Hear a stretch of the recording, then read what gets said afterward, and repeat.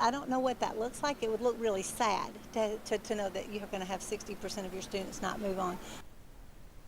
A sweeping change for thousands of third graders has parents searching for options. A new state law calls on any third grade student who fails one standardized reading test to repeat that grade.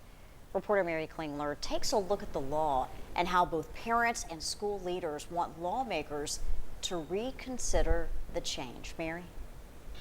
Well, Beth, the school board is proposing a resolution asking the General Assembly to amend this law. Teachers told me tonight holding a student back should be based on overall performances and not just one single test. It's not a fair indication of what any third grader can do.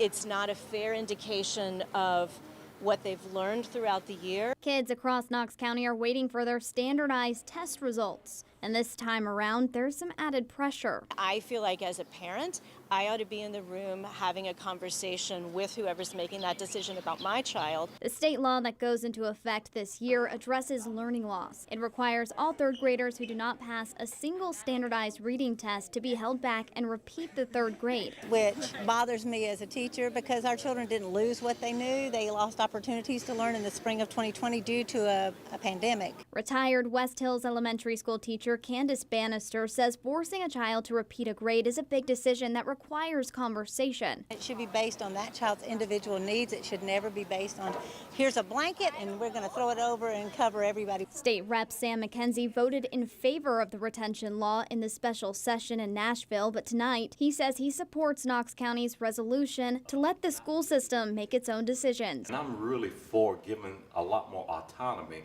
to the local school board. That's really where it should rest. Board member Catherine Bike prepared the resolution. It cites findings from the National Association of School Psychologists that retention laws can have adverse effects on a student with disabilities and at-risk students. I mean, anything that's going to affect her self-esteem is just heartbreaking to me.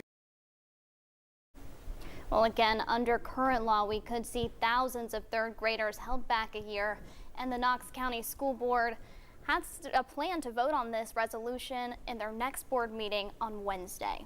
All right, we'll certainly follow this. Thank you, Mary. We appreciate it.